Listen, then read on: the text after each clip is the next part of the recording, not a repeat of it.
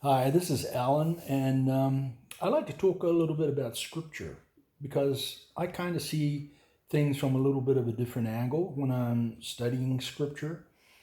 And often in church, the pastor will just gloss over it, and I guess my cogs start working, and I like to think, what about, what if, and how could, and that sort of thing.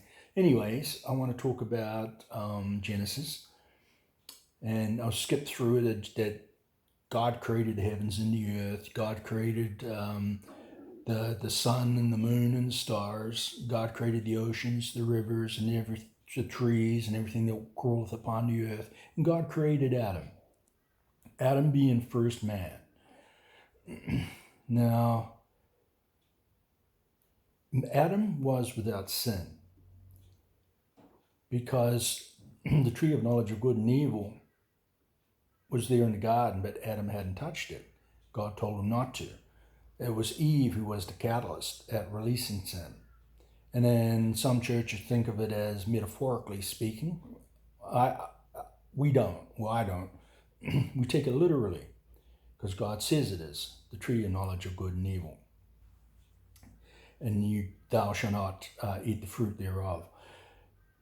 But Adam toiled away. He spoke to God every day. He was the perfect man. He was without sin. Whether he had choice, we don't know. It doesn't say, so we have to say no. Maybe he didn't have choice. No, he didn't have choice. Although he did say to God, I'm lonely and I want a companion. So God created Eve from Adam's rib, put him into a deep sleep and created Eve. Now it was Eve who was beguiled by a talking snake. So God put a talking snake, whether it was Satan, I know it sounds crazy, but he put a talking snake in the garden, and the snake beguiled Eve to say, you'll be like gods if you eat of the fruit thereof, the tree of knowledge of good and evil. So, long story short, Eve ate the fruit and then deceived, possibly, because maybe Adam didn't recognize the fruit, just thought it was fruit as in the other fruits. We don't know whether it was colored, different shape, different size, we don't know. So anyway, she gave to Adam and said, eat, and he ate. So that's how sin was created. But if Adam was the perfect man, my question is, if Adam was the perfect man, why did God even create a tree of knowledge of good and evil and a tree of life? If he removed them, allowed Adam to carry on, and created Eve, and they just multiplied, there'd be a perfect race today. Perfect race throughout the world.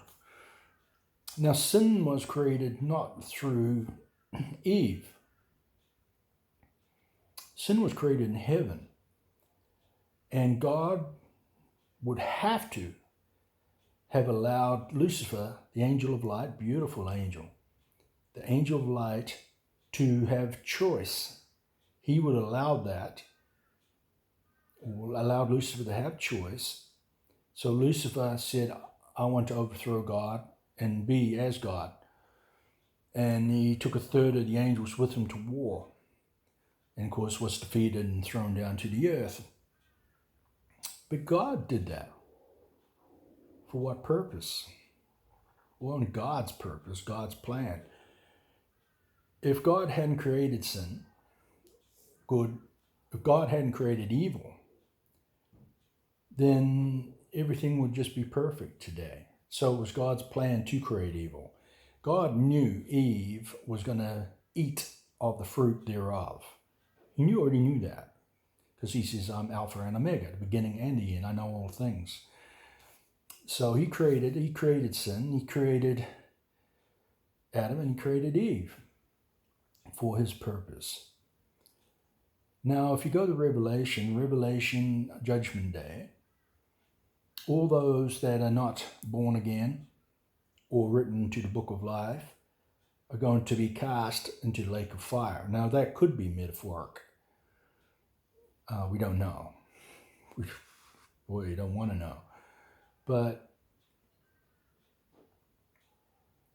God says that all those that are not saved will be cast into the lake of fire. And God created man. God created Lucifer. God created the angels, cherubims, Nephilim, and demons. So God's creation, he is going to cast his creation into the lake of fire in the end, judgment.